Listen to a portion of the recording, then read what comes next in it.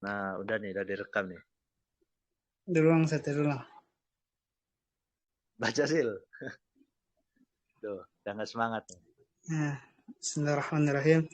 Nakil an Imam Ghazali وغيره إجماع المسلمين على أنه لا يجوز لأحد إفداء terhalang ala fi'lin hatta ya'lam hukumullah fih. Jadi, faedah yang pertama dinukil dari Imam Ghazali dan ulama yang lain bahwasanya para ulama itu sudah ijma, sudah bersepakat bahwasanya haram untuk melakukan sesuatu bagi siapapun ini, untuk melakukan sesuatu sehingga dia mengetahui apa hukum sesuatu tersebut. Terus faedah yang kedua, kata Sayyidina Umar, orang yang nggak ngerti fikih itu nggak boleh untuk jual beli di pasar kami katanya. Karena orang yang nggak ngerti fikih dia bisa saja dia makan riba sedangkan dia tidak mengetahuinya. Terus itu dari Sayyidina Umar bin Abdul Aziz.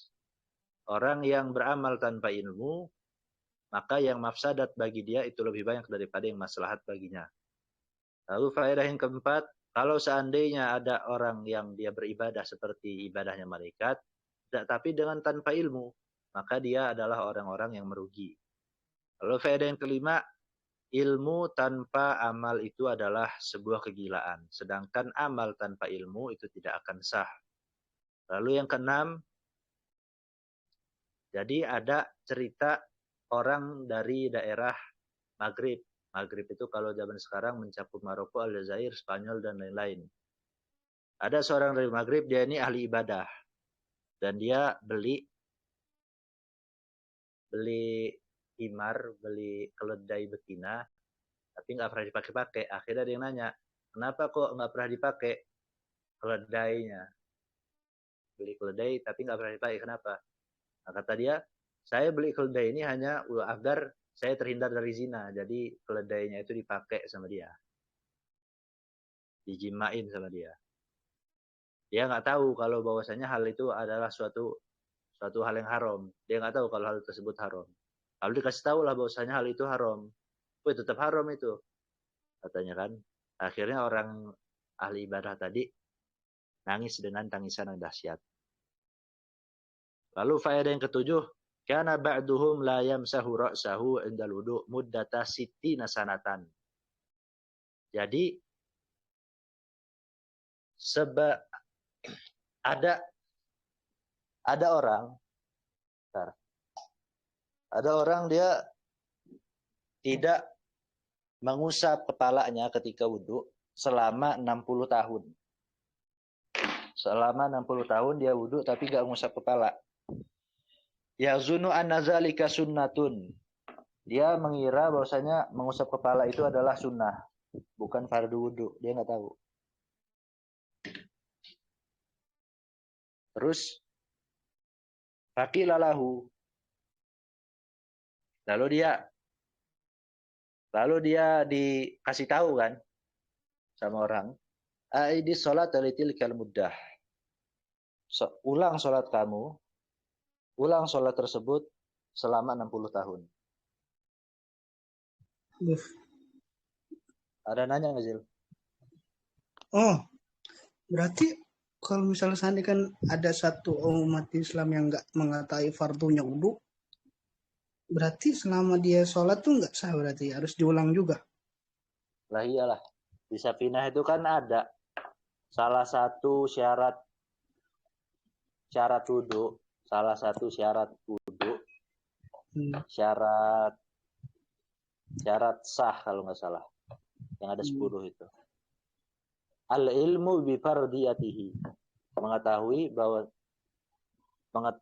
bahwasanya hukum wudhu itu fardu. Terus itu ada juga mengetahui fardunya wudhu. Jadi gini kalau rincian dalam hukum fikih, kalau dia mengira bahwasanya seluruh yang dilakukan itu fardu, misalkan ngusap kuping itu sunnah kan? Tapi dia yakinin itu sebagai hal yang fardu. Nah itu nggak apa-apa. Tapi yang jadi masalah, Kalau sesuatu yang fardu di dalam wudhu, balikannya nih. Dia yakinin sebagai sesuatu yang sunnah, nah itu baru nggak sah. Kalau dalam fikih begitu. Atau dia nggak nentuin nih. Pokoknya kata dia, pokoknya di dalam wudhu ini ada yang fardu, ada yang sunnah. Entah itu yang mana, pokoknya ada yang fardu, ada yang sunnah. Nah itu nggak apa-apa juga.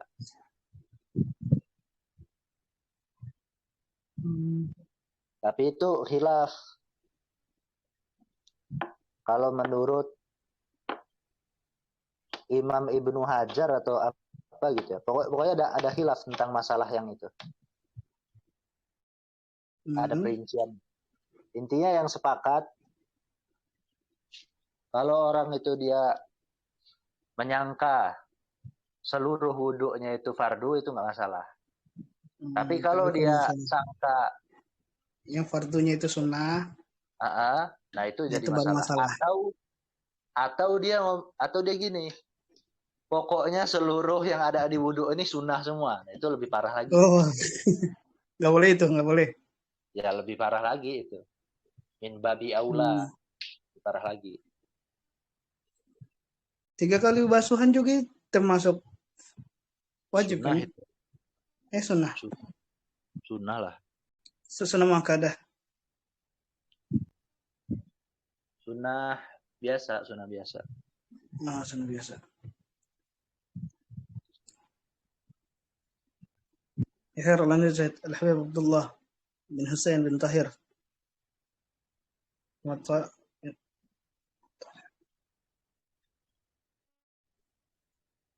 Al-ma'atala al-banat. Ini parah lagi nih. Itu tadi mending itu tentang ibadah.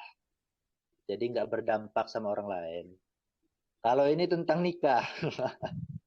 Yang mana? Al-Habib Abdullah bin Husain bin Tahir, lama tola al-banadir. Lama tola al-banadir, huwa wal Habib Abdullah bin Umar bin Yahya, qala abtalna salasata mi'ati akdin, wajadnaha fasidatan, wasohahnaha, wala alja'ahum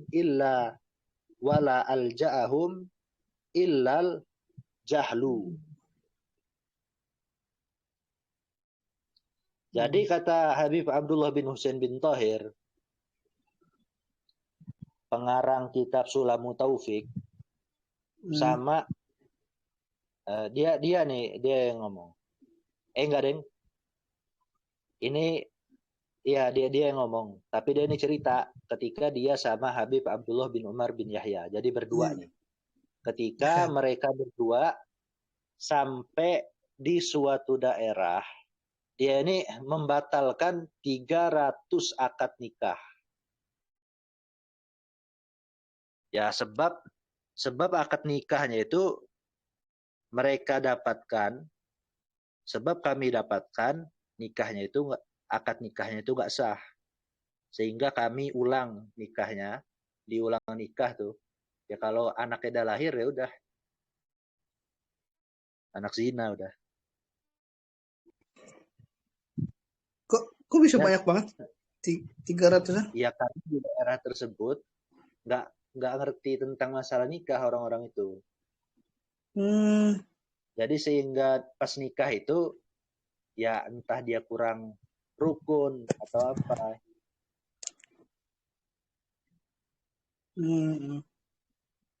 Jadi nikahnya itu nggak sesuai syariat lah. Ada 300 akad nikah yang nggak sesuai syariat. Akhirnya nikah ulang. Ya kalau anaknya udah lahir ya resiko itu. Dan tidak ada yang membuat hal tersebut kecuali kebodohan. Ini dinukil daripada kalamnya Habib Alwi bin Syihab.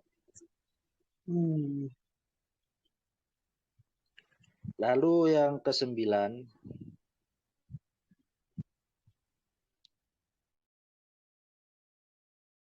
ini juga berkaitan. Kalau ini bukan ini berkaitan dengan orang, tapi dengan orang yang sudah mati. Kalau tadi kan berkaitan dengan orang yang masih hidup. Dakhala rajulun al-qaryata wa yazunnu an ahluha wa yazunnu ahluha annahu minal ulama'i. fa'amaruhu ayyughassilal maita. Wa kana la ya'rifu kaifiyata ghuslil mayyit falamma ghasalahu saqatal maitu fadakhala majral ma'i wan nasu yantazirunahu fil kharij. Falamma fatahul baba qala lahum khaifan maitukum haza waliyun minal awliya akhazahul malaikah ila sama. Jadi ada seseorang, dia ini masuk ke suatu desa. Dakhala rajulun al-qaryata wa yazunnu ahluha annahu minal ulama. Nah, penduduk desa tersebut itu mengira orang ini adalah ulama, dikirain ulama nih orang yang masuk ini. Fa'amaruhu ayyughassilal maita. Kemudian penduduk desa tersebut nyuruh nih orang untuk memandikan mayit. Wa kana la ya'rifu kaifiyata ghusl maiti. Sedangkan orang tadi itu yang dikira ulama, dia nggak tahu bagaimana tata cara memandikan mayit.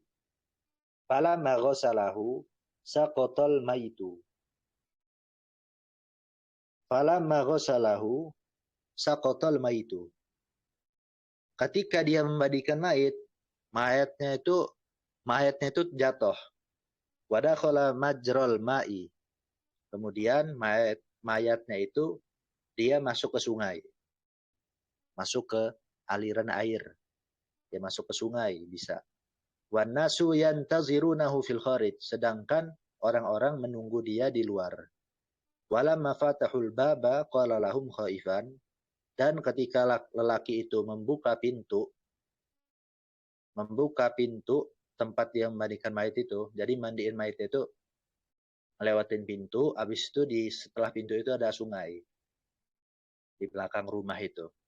Setelah dia masuk ke rumah, lewatin rumah, nemuin orang-orang, dia buka pintu, dia ngomong ke orang-orang kampung itu dalam keadaan takut.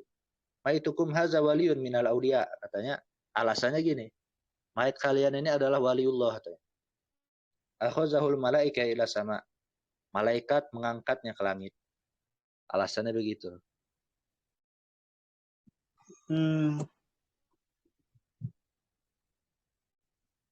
Terus mayatnya gimana tuh? Ya mayatnya udah hilang di sungai.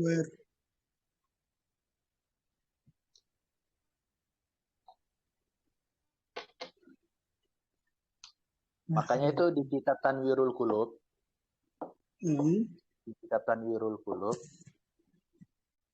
itu karangan Imam Al-Qurdi itu. Kalau di suatu daerah ada pakaian ulama di suatu daerah. Pokoknya pakaian ini jadi ciri khasnya ulama. Itu nggak boleh dipakai kalau orang yang bukan ulama. Kata siapa? Itu di kitab Tanwirul Qulub itu. Imam Al-Qurdi.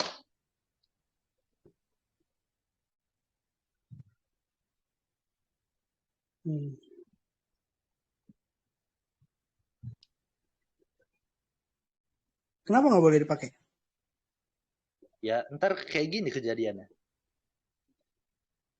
Ya. Atau yang di kitab Al-Qurdi itu tentang ulama atau ahlul bait ya? Kalau nggak tentang ulama, tentang ahlul bait. Kalau ahlul bait tuh gini. Jadi sorban yang warna hijau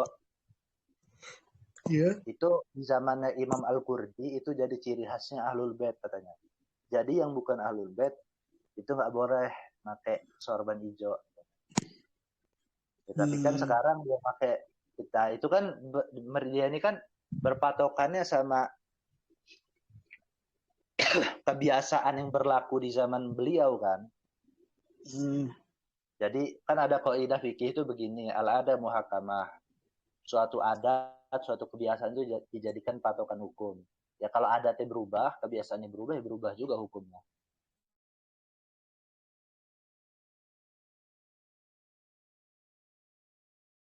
Kalau zaman sekarang kan yang pakai sorban hijau nggak cuma ahlul bait doang.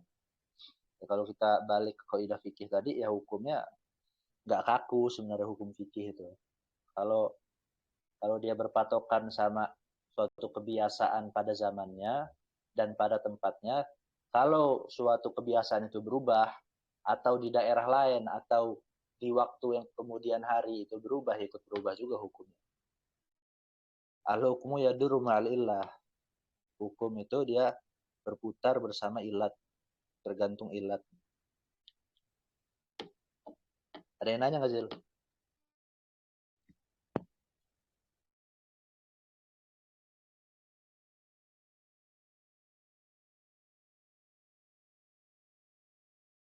Halo, halo. Ya, terus lanjut. Ada nanya nggak? Enggak. Terus fadlu talabil ilmi. Keutamaan menuntut ilmu. An Abi Waqidil Laisi anna Rasulullah sallallahu alaihi wasallam bainama huwa jalisun fil masjidi wan nasu ma'ahu iz aqbala salah satu nafarin fa aqbala isnani ila Rasulillah sallallahu alaihi wasallam wa zahaba wahidun qala fawaqafa ala Rasulillah sallallahu alaihi wasallam fa amma haduhuma fara'a furjatan fil halaqah fajalasa fiha wa amal akhiru fajalasa khalfahum wa amma salisu fa adbara zahiban falamma faragha Rasulullah sallallahu alaihi wasallam qala ala ukhbirukum anin nafri salasati amma haduhum fa'awa ilallahi fa'awahullah wa amal akhir fastahya minallahi fastahyallahu minhu wa amal akhir fa'rada anillahi fa'radallahu anhu. Jadi diriwayatkan dari Abi Waqid Al-Laisi bahwasanya ketika Rasulullah itu sedang duduk di majlis bersama para sahabat, tiba-tiba ada 3 orang yang datang nih. 2 orang dari mereka datang kepada Rasulullah. Dan yang satunya, kan ada 3 nih. 2 datang ke Rasul, yang satunya itu pergi, nggak ngehampirin Rasul. Abu Les berkata, sahabat ini. Kemudian dilanjutin ceritanya sama Abu Les. Kemudian 2 orang tadi mendatangi Rasulullah. Dari 2 orang itu salah satunya itu melihat ada tempat yang kosong di majelis Rasulullah itu. Kemudian dia duduk di sana. Satunya lagi nggak duduk di depan, duduknya di belakang. Jadi yang satu, kan 2 orang yang hampirin Rasul. Satu dia melihat ada celah untuk duduk di depan, akhirnya dia duduk di depan. Terus itu yang satunya lagi, dia langsung aja duduk di belakang. Tapi yang ketiga, dia nggak ikut majelis Rasul. Dia pergi berpaling gitu. Ketika selesai majelis, 3 orang tadi itu udah pergi juga, Rasulullah ngomong nih ke sahabat yang lain yang masih ada di majelis. Mau saya kabarin nggak kalian, katanya, tentang 3 orang tadi. Yang satu, yang tadi duduk di depan, dia itu berlindung kepada Allah sehingga Allah melindunginya. Ya, dia duduk di depan. Jadi dia pengen dekat sama Allah. Ya Allah juga dekat sama dia. Tapi yang kedua itu, dia duduk di belakang itu, malu dia. Maka Allah pun malu kepadanya. Yang ketiga, dia berpaling dari majelis. Maka Allah pun berpaling darinya. Yang ketiga tadi itu dia berpaling dari Allah, maka Allah pun berpaling darinya. Terus itu faedah yang kedua. Qad faradal Habibu Ahmad bin Umar bin Smith mas'alatan. Qala law dakhala Nabi fi manzilin wa fihi halaqatun yadrusu fiha al-ilma wa yu'allimu fiha an-nas wa yu'allimu fiha an-nasa wa yuzkaru fiha al-halal wal haram. Jadi kata Habib Ahmad bin Umar bin Smith, dia pernah membuat perandaian. Farodo itu membuat perandaian. Kata dia, kalau seandainya Nabi masuk ke satu rumah dan di dalam rumah tersebut ada dua halaqah. Yang satu halaqah itu mempelajari ilmu dan mengajari manusia tentang ilmu di dalam halaqah tersebut. Dan di dalamnya itu dibahas tentang sesuatu perkara yang halal dan haram. Wa halaqatun yuzkaru fiha awsafun nabi wa fiha zikru wiladatih. Yajlisun nabi ila ayil halaqah. Ila ayil halaqatain. Sedangkan halaqah yang satunya itu dibahas sifat-sifat nabi dan tentang kelahiran beliau. Jadi yang satu halaqah maulid, yang satu halaqah ilmu. Nabi kira-kira akan duduk di halaqah yang mana? Kata Habib Ahmad bin Umar bin Smith. Lalu kata dia, yajlisun nabi ilal halaqatil lati yu'allimu fiha an-nasa wa fiha zikrul halali wal haram. Nabi akan duduk di halaqah yang mengajari manusia tentang ilmu dan di halaqah yang ada pembahasan halal dan haram. Jadi Nabi kalau seandainya ada dua halaqah, yang satu halaqah maulid atau halaqah zikir, yang satu lagi halaqah ilmu, maka Nabi itu lebih senang yang halaqah ilmu tadi. Wal halaqatul lati yuzkaru fiha awsafun nabi wa wiladatuhu mustamilatun ala ilmin matlubin walakinal ula awqat. Jadi mana tadi?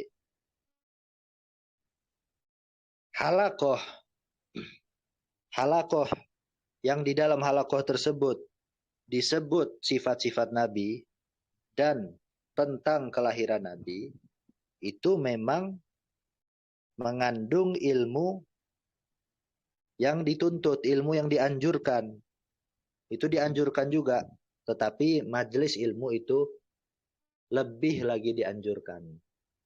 Ya baik, jadi halaqah zikir, majelis zikir, majelis maulid, itu baik, kata Habib Ahmad bin Umar bin Smith. Tetapi majelis ilmu itu lebih baik lagi. Lebih ditekankan untuk dicari. Karena Rasul seandainya ada dua halaqah, yang satu halaqah zikir, yang satu halaqah ilmu, Rasulullah itu akan duduk di halaqah ilmu.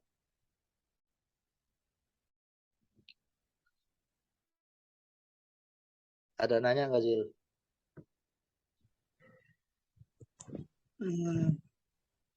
Lanjut. Ya, khair.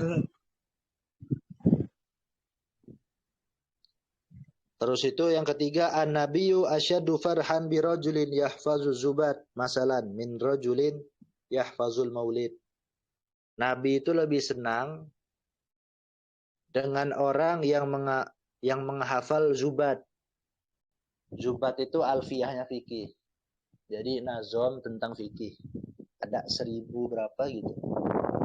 Nah itu Rasul lebih senang sama orang yang menghafal zubat daripada orang yang menghafal maulid. Sampai sini aja dulu kali ya. Boleh, Ustaz, boleh.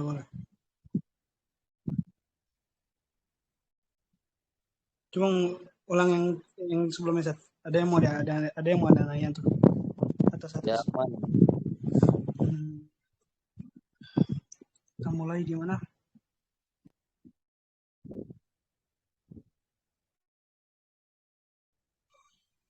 Ini yang pertama. Al-ibadah bi ghairi ilmin.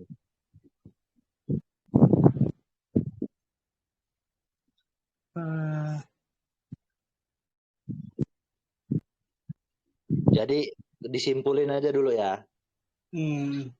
Jadi yang pertama itu ijma. Ulama udah ijma nih kata Imam Ghazali dan ulama yang lain. Bahwasanya nggak boleh melakukan sesuatu sebelum mengetahui sesuatu tersebut. Lalu kata Sayyidina Umar ini ngelarang nih orang yang nggak ngerti fikih untuk jual beli di pasar. Lalu yang ketiga, kata Umar bin Abdul Aziz, orang yang beramal tanpa ilmu, yang mafsadat bagi dia itu lebih banyak daripada yang maslahat baginya. Lalu yang keempat, poinnya adalah kalau seandainya ada orang dia beribadah itu ibadahnya itu dahsyat seperti ibadahnya malaikat, tanpa ilmu, dia termasuk orang yang merugi. Karena ibadahnya itu nggak sah. Lalu poin yang kelima, kata Imam Ghazali, perumpamaan orang punya ilmu tapi dia nggak beramal, itu kayak orang gila. Tetapi orang yang beramal tanpa ilmu, amalnya itu nggak akan sah. Lalu yang keenam, itu cerita yang tadi itu, orang dari daerah Maghrib. Dia beli hewan, beli keledai, tapi untuk dijimain. Kira dia nggak haram, padahal haram juga. Itu sebab dia nggak ada ilmu.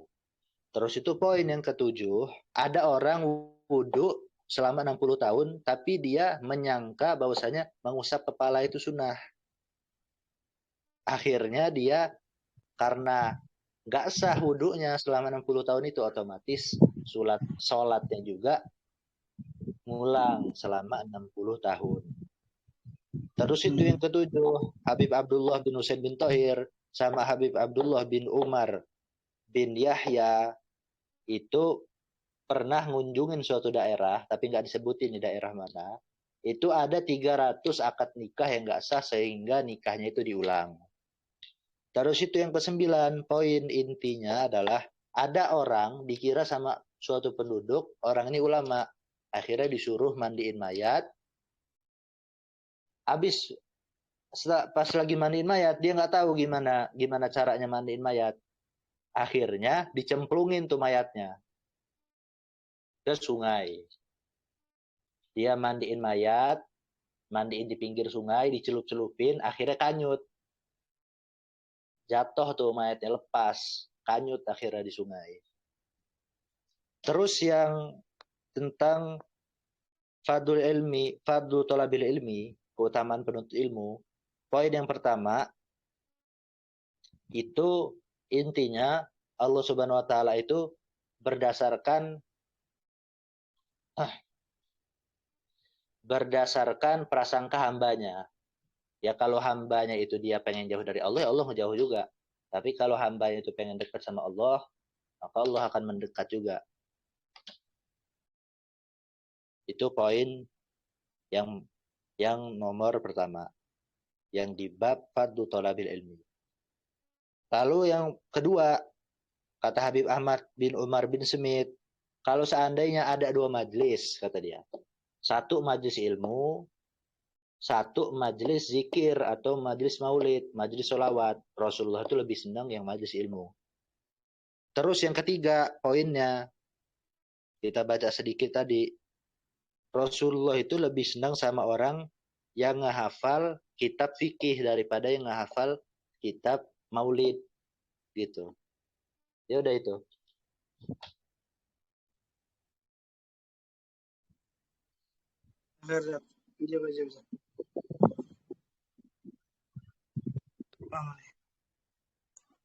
Nggak ada nanya. Nggak ada. Tadi ada al-ibadah bi ghairi ilmin, itu semuanya ada 9.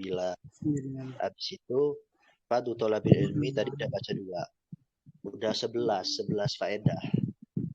Yang ketiga tadi cuma baca sedikit.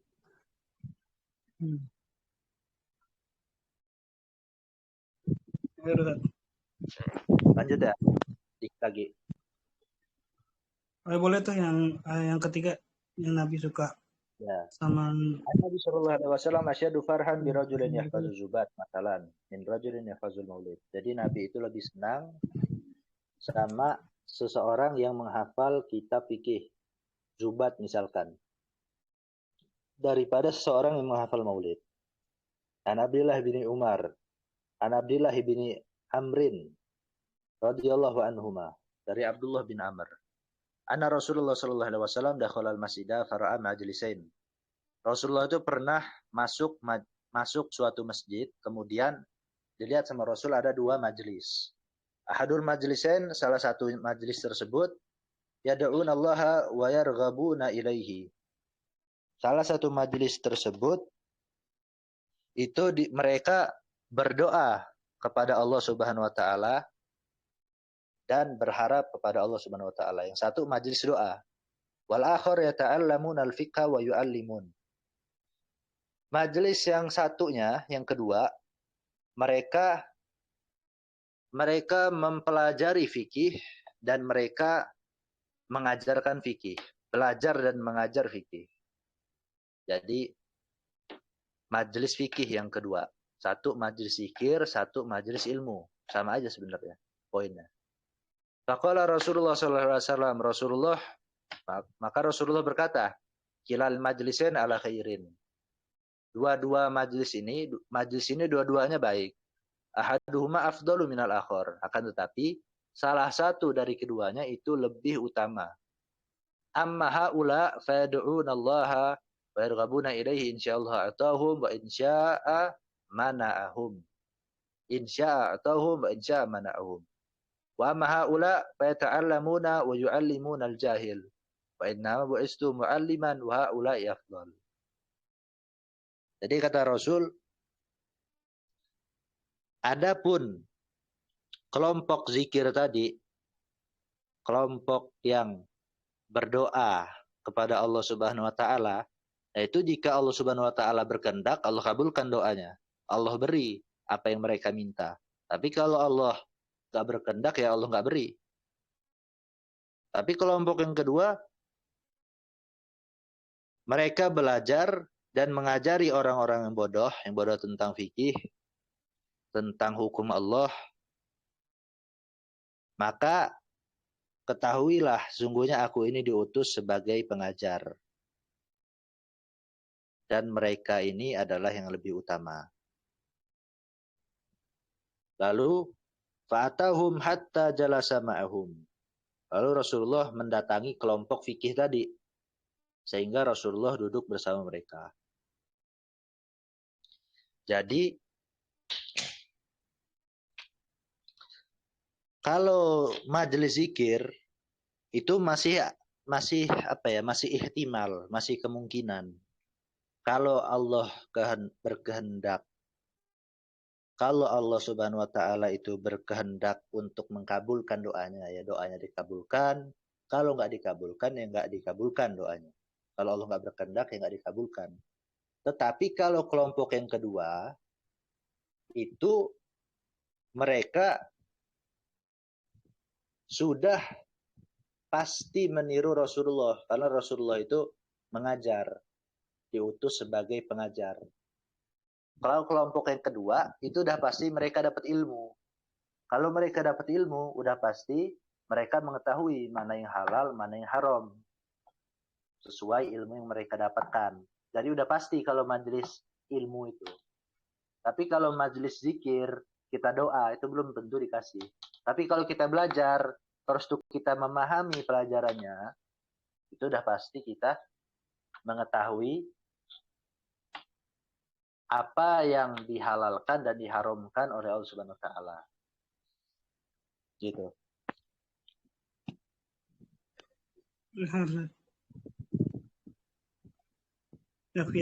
Yakfi. Dikit lagi kali ya, yang keempat ya. Ani mau minum obat, Sat. Oh iya. Apa? Baca doa ya? Hah? Subhanakallahumma wa bihamdika. Subhanakallahumma wa bihamdika. Asyhadu an la ilaha illa anta astaghfiruka wa atubu ilaik. Sallallahu ala sayyidina Muhammadin wa ala alihi. Assalamualaikum warahmatullahi wabarakatuh. Assalamualaikum warahmatullahi wabarakatuh. Syukron Ustaz.